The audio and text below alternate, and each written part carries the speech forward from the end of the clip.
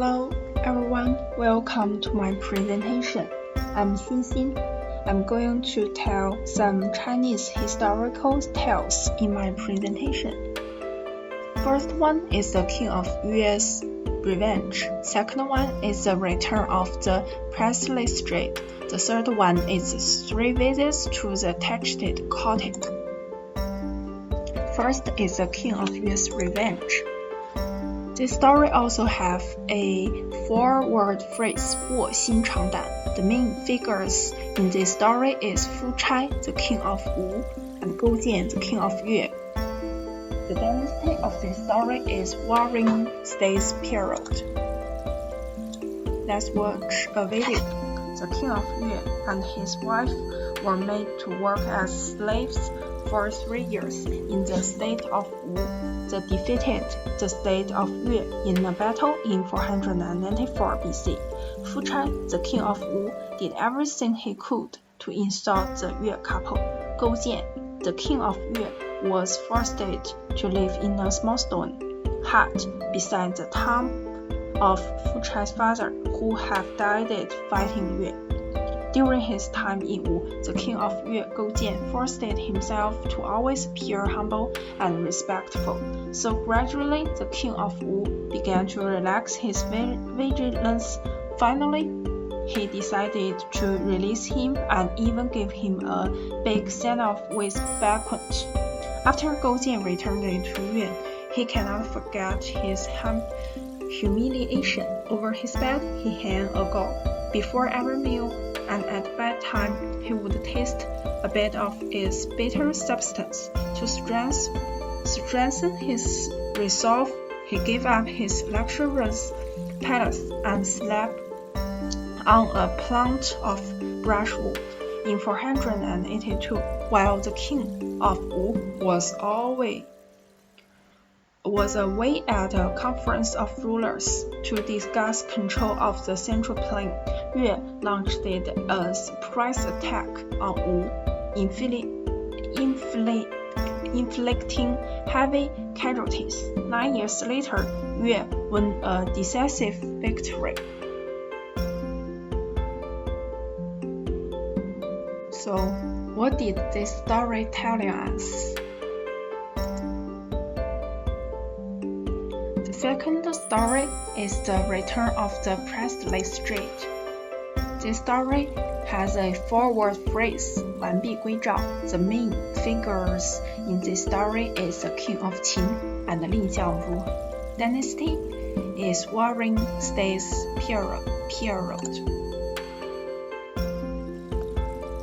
The king of Qin learned that the king of Zhao had acquired a priceless piece of carved jade. The Qin wanted the jade, and in 283 BC sent an embassy to Zhao, offering to trade 50 cities for it. The king of Zhao was reluctant. Someone advised him to consult with Li Jiangru on this dilemma. When Li Jiangru reached Qin, he presented the jade to the king. He looked at it this way and that way, and passes it about for his retainers. However, in the joy and excitement, Li Jiangru was ignored, and nothing was said about the 50 cities. Finally, Lin said to the king, "This is indeed a very good piece of jade, but it has a flaw. Let me show you." The king believed him and gave back the jade. As soon as he had it in his hand, Lin withdrew a few steps and looked askance beside a pillar. "I brought this jade because I thought your majesty would keep your promise, but you have taken it without even mention of the 50 cities. What kind of trick is this?" "Now I've got the jade. If you try to seize it, I will smash my head against this pillar." King immediately apologized and called for a map to point out the location of the 50 cities.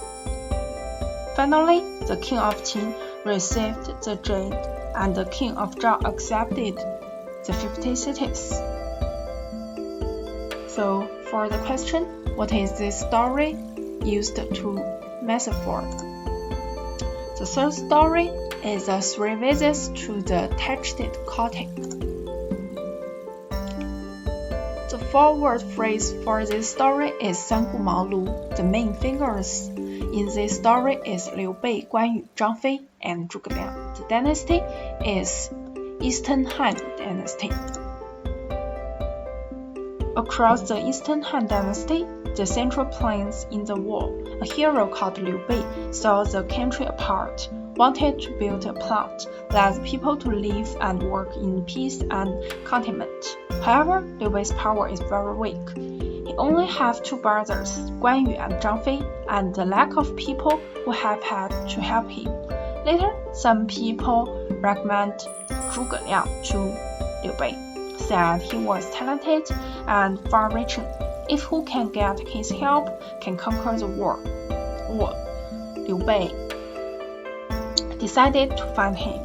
The first time, unfortunately, Zhuge Liang was not at home.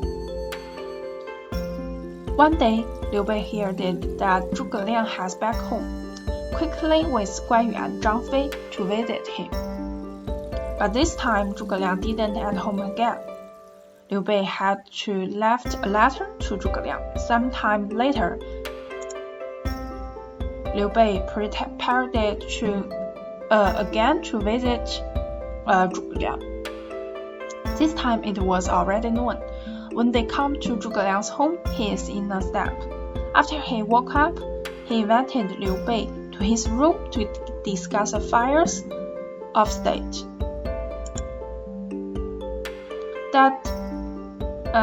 They found that they have a common goal to establish a way for people to live and work in peace and contentment. Finally, Zhuge Liang helped Liu Bei. The Shu Han regime became one of the most powerful forces. So the question is, what did you learn from this story? Thanks for watching.